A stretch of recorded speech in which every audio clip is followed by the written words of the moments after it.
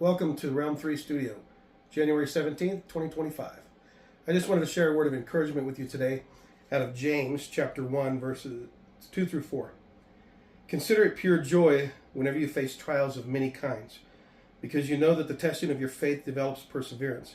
Perseverance must finish its work so that you may be mature and complete, not lacking anything.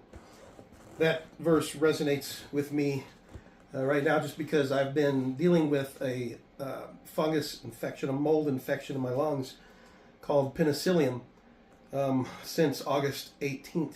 So it's been 5 months of dealing with this, of coughing up. About the first 5 weeks was coughing up blood, and got on some breathing treatments to get that taken care of. But the mucus kept building up in my lungs, so it got harder and harder to breathe. I ended up in the ER. They flushed my lungs out, and that was when they diagnosed me with the penicillium. They didn't know what it was prior to that. We went through some just questions. Is it cancer? Am I going to die from this? And so I've now am maintaining the level of the mucus in my lungs. So I'm able to breathe a lot better, but it does affect my energy level and my voice. But when I read this passage, consider it pure joy whenever you face trials of many kinds. I have truly been able to do that in the aspect of just being very joyful of the lessons that God has been teaching me through this time, because I've not been able to do the things I want to do.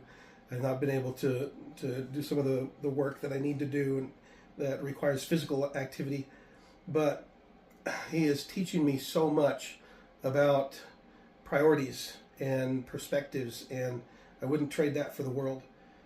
So I am truly grateful to be able to go through this, to learn those lessons, as hard as it is at times. And it's been very frustrating and difficult at times, but I know that God has so much more in mind for me. And so I'm trusting Him with the process and trusting Him with the outcome. And I just want to encourage you to do the same. If you're facing something in your life, trust God with the process. Trust Him with the outcome.